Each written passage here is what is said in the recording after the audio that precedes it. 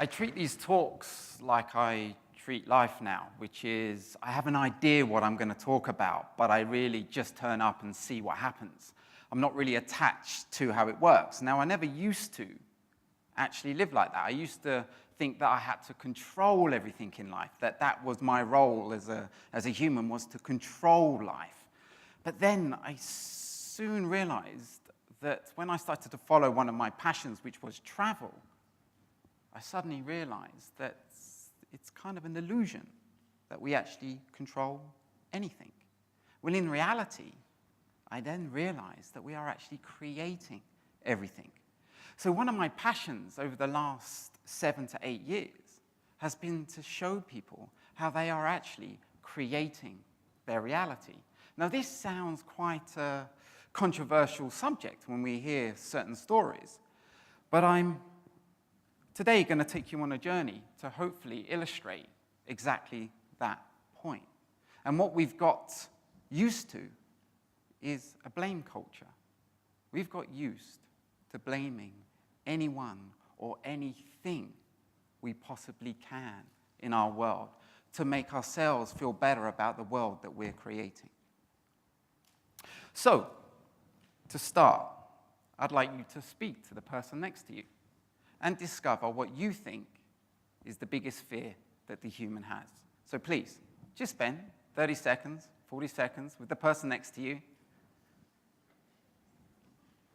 and just discuss what you think is the biggest fear that the human has.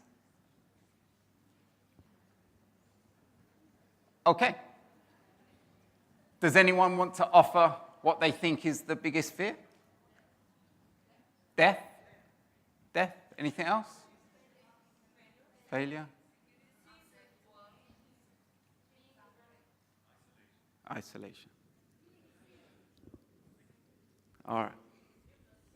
These are the common answers. Over the last 7 years, I have been traveling the world, learning from, or immersing myself in different cultures and learning from anyone that I can who sees the world differently. So it's taken me 7 years to unlearn all the things that I have been taught since a child. This illusion. We're constantly sold one illusion after the next. And it was about a year and a half ago that I actually realized the biggest fear of the human is the fear of being wrong. It's not death. We know that's coming. We know it's not a fear. Often the fear of death is the fear that you're not going to leave a legacy, that you haven't done what you want to do in this world, so you feel like you're going to leave early. It's not death. It's not success. It's not failure. It's the fear of being wrong. How many times have you heard yourself say, I knew it? You always do that. Every time. And when you add to that the fact that we are probably creating our world from about 95% from that place we called the subconscious. All of these patterns that we're running, we're constantly trying to prove ourselves right. So if I'm thinking that all white people are this, all black people are that, all Chinese people, all Muslims, all Christians, if I have these belief systems in my mind, then when I meet these type of people, who do you think I'm going to meet? I'm going to create situations so I actually meet the people that I think they are going to be, those stereotypes. And I'm going to say, I knew it. I told you so. They're all the same. That person's always the same. The biggest fear of the human is the fear of being wrong. And when you understand, and I know I'm reiterating myself because it's a very important point, when you understand that 95% of your world is being created from that place you don't know, you then can start to see that that place we've called the subconscious is full of patterns that you've picked up as a child. These belief systems that you have as a child are then showing themselves in every single aspect of your life. Does that make sense? That pattern that you think money's bad, that pattern you think all women do this, all men do that. I'm sure you have partners at home. And they have certain traits that, when they come home from work, they might be angry, they might be frustrated, they might be sad. It might be a regular thing. So when they're coming home and they're not like that, how many times can you see yourself creating a situation so they are annoyed? So you can go, you always do that. Because we know how to trigger our partners. So we're constantly holding people in patterns of what we think they are. So we project onto people our belief systems. And then we hold them in that place so they can't change. And then we can't change. And then we're in that cycle of they don't change, we don't change, they don't change, we don't change. And then you're in that constant cycle. Rather than, I'm going to enable you to change so I can change, so you can change, so I can change. So one of the things that we've learned not to do is listen to our bodies. We've learned not to listen and observe the world that we're creating. So if you can for me, can everyone stand up?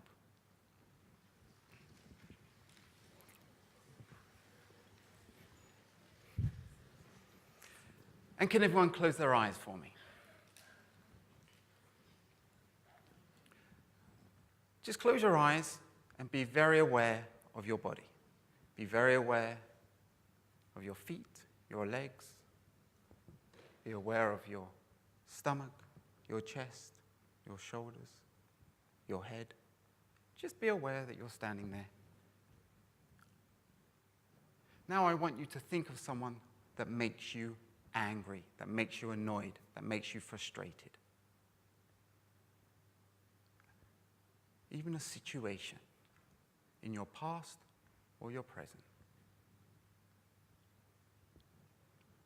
Where is your body telling you it is holding on to that tension?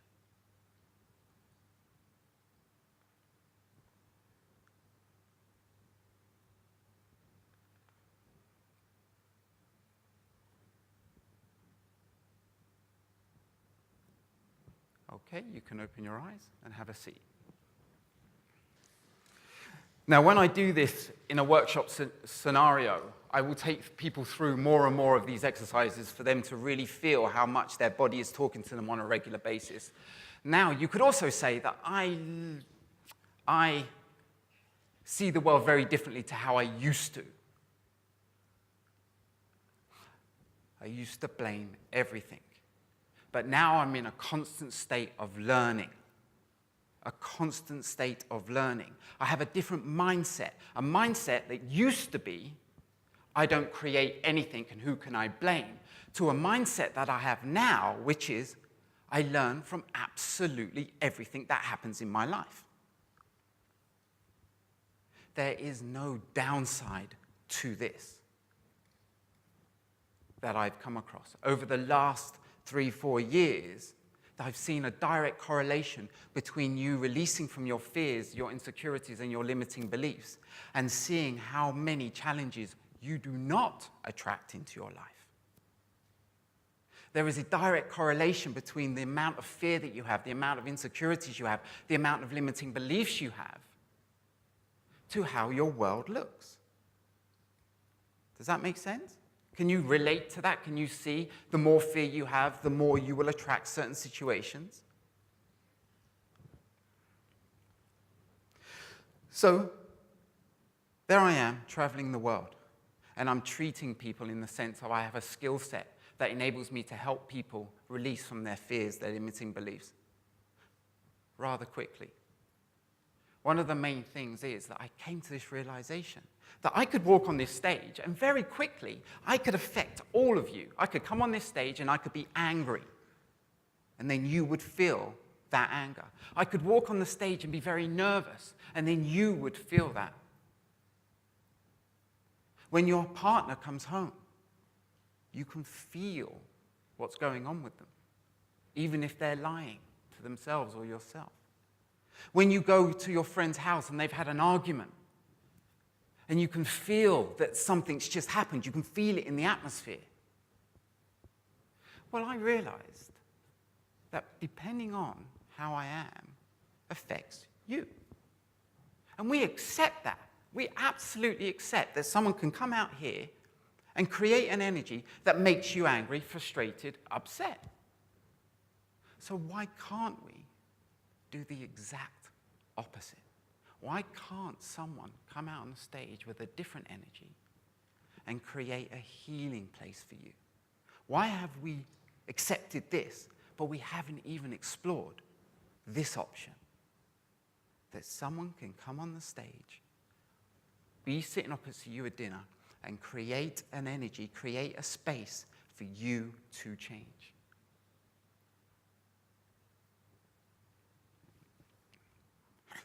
There's 3 words I do not use anymore: bad, negative, and wrong. These 3 words do not enter my vocabulary anymore when I'm talking about me and my experiences. It doesn't mean I don't know what's going on in the world. I am very aware of what's going on in the world. But I soon realized that when I labeled it bad, negative, and wrong, I got more of it. Isn't that interesting?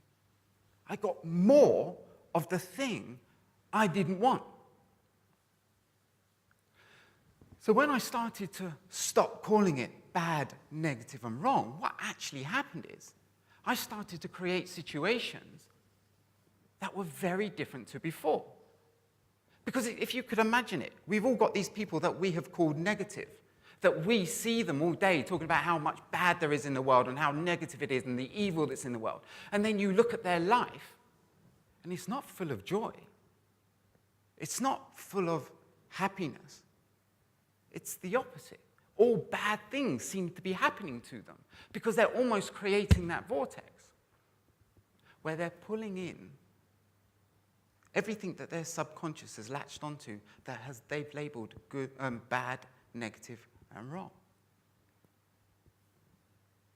Does that make sense?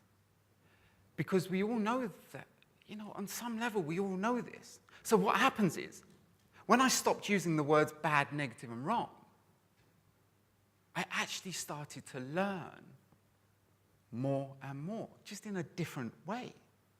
I started to see that everything's happening in a way for my higher growth. Now, this can be so challenging for people because do you know what we normally do? We normally create such extreme situations before we learn. The human has got to a point where before we don't even learn it, we've got so desensitized to what's going on in our own bodies and what's going on in the world. We create such extreme situations before we decide to even begin to learn why we're creating these situations.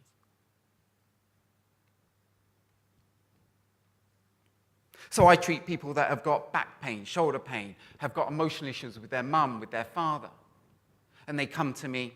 And because it's at such an extreme situation, they can't understand why they would have created such situations. One lady came to me because they have back pain, because they had an accident 3 years before. And she said to me, because I'm explaining to her that she's creating certain instances in her life. And she said, well, 3 months before my car accident, every single day, I asked for a car accident to get me out of a job I didn't want to go to.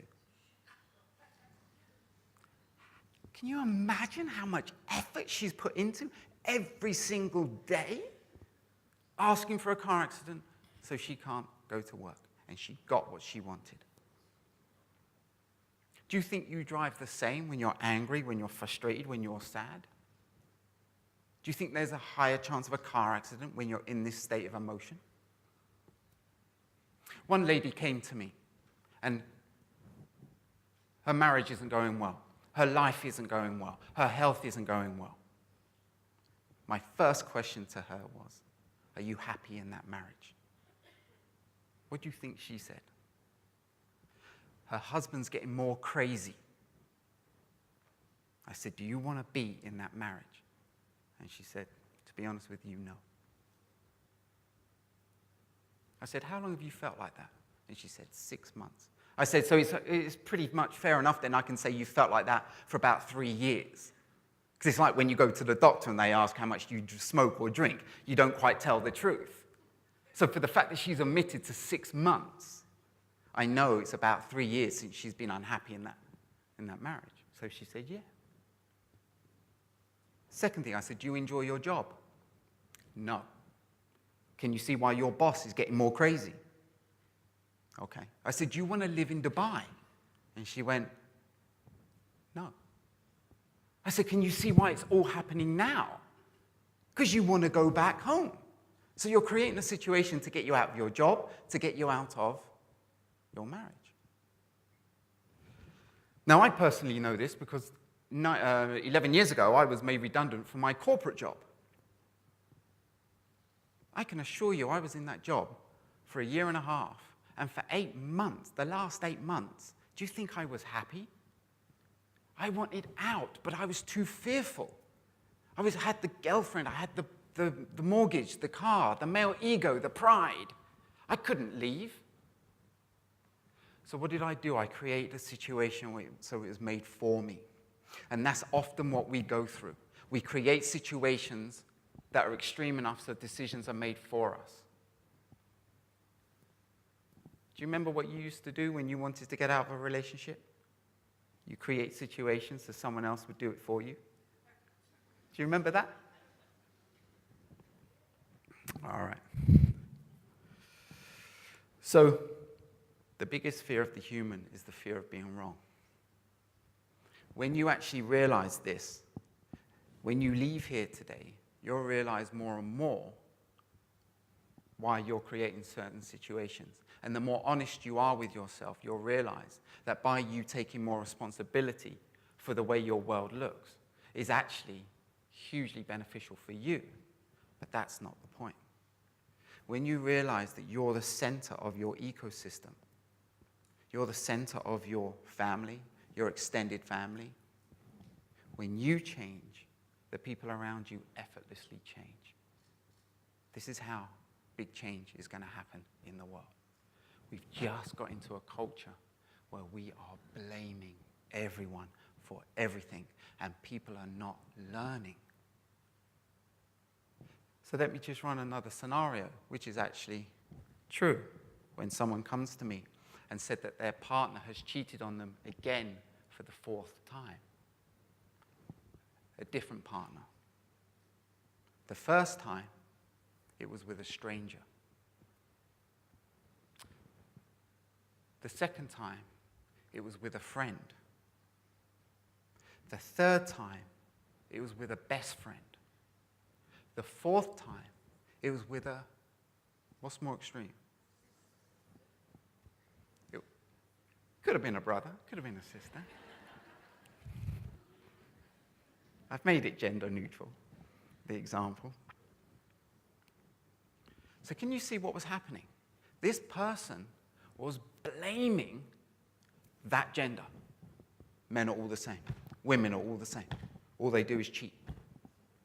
So every time it happened, it had to get more extreme. And this is how I see life. Life gets more extreme. It gets louder. Have you learnt yet? No. Have you learnt yet? No.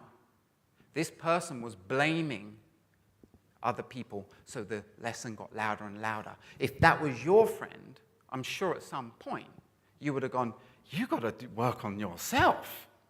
You keep attracting the same person. In certain situations, it's very obvious to you when you see someone else creating their situation. But it often has to get so extreme before we start to learn. By releasing your fears, your limiting beliefs, and your insecurities is the first place to you creating a life that you actually want. Can everyone close their eyes for me? We're going to do an imagination exercise. So get comfortable for me.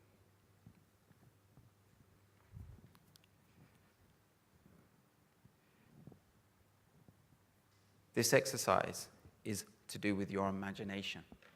That means when I guide you through this, the definition of imagination is that anything is possible. There are no limitations in your imagination.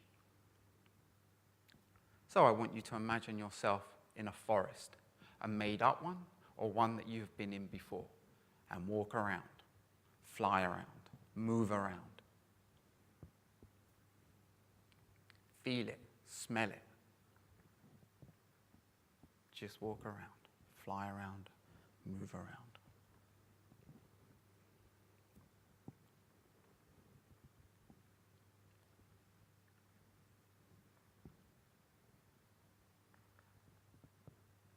As you do, I want you to notice a house, however that looks to you. Make your way to that house and make your way inside.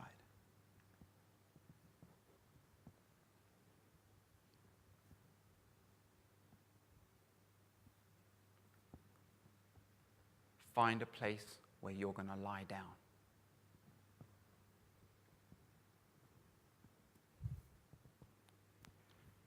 From that place, I want you to imagine yourself on a beach, one that you've been to before or one that's made up.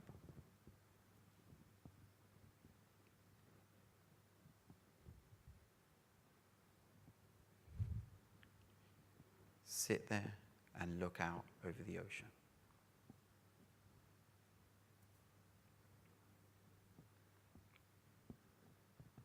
From that place, I want you to imagine how you would like your life to look. No limitations, not based on your situation at this moment. Would you be doing the same thing you're doing now? Would you be traveling? Would you not be traveling? On your own or with your family or your friends? What is your ideal situation? And then come back.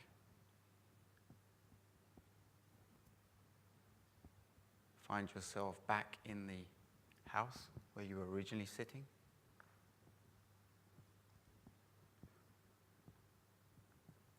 Walk out the door and back into the forest.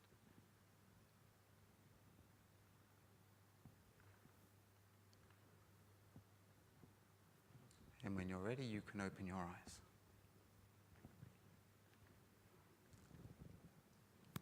How many times do you engage with your imagination? You know, some people get tired during this exercise. Some people fall asleep during this exercise because it's so hard work, so much hard work to use their imagination. And do you know it's one of your biggest skills for manifesting a life that you want? And we just don't engage with it anymore. Some of us don't even know when we close our eyes and we're told to imagine. We can't. We can't see anything. All we have is all what's going on a daily basis. I was doing this with someone the other day, and they said to me, "What, so I can imagine anything?" I said, yeah, anything. It's your imagination. You can absolutely have anything in your imagination. No limitations. And they were living in a one-bedroom apartment in Dubai. And I said, "So what would you like?" And they went, "I'd like a two-bedroom." You can have everything. And they went, "Oh, all right.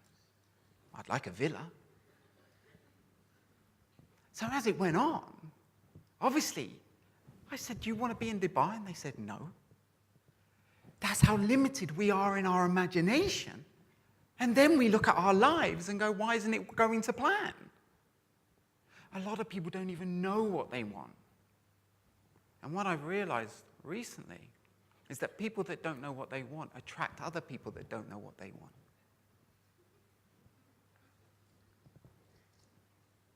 And now you're in that cycle of feeding each other's story. Yep, my boss did that horrible thing to me again. Oh, that's terrible. How can you do that? And we feed the stories. And the people that I treat or give these kind of theories to as an offering for them to either take on board or not, is what I love to hear is when they come back and said, I've changed the way I talk with my friends.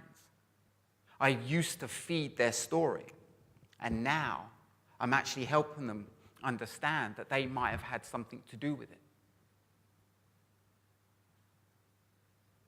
It completely changes your relationship. It completely changes your ecosystem. When you change, the people around you can change. It's your decision if you're going to perpetuate the cycle of blame or you're going to help people get out of that. And as we've already seen, it goes on for generations. Absolute generations of blame. And then we wonder why the world is looking the way it is. Well, I honestly see that we are creating our world as an individual, but we are also creating our world as a group, as a species. And as humans, we have become so desensitized to other humans. We actually now see certain films and games and hear certain stories and turn on the news and it's like, yeah, another couple of people died. Yeah. We hear about animals and we've got so desensitized. So the way I see is the world is getting louder. It's getting louder and louder. Have you learnt yet? Have you learnt yet? Have you learnt to take responsibility yet? Or are you still blaming people and events for what's going on? And that's the situation we're getting ourselves into. So what I highly recommend that people do as a simple practice in the first instance when they leave here is just to see if there's any learnings they've had from the way they've been blaming people of what's been going on in their lives. Can people stand up for me one last time?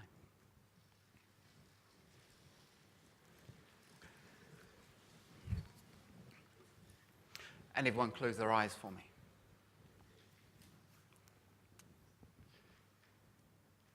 Think about the same person that you thought about before, or the same instance, and see if there's any change.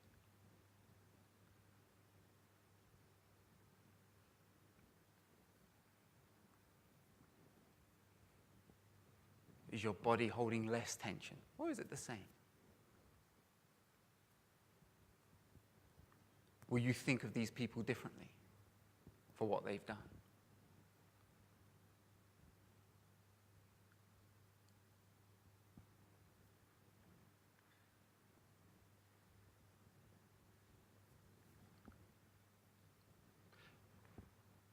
And if everyone can just open their eyes and have a seat.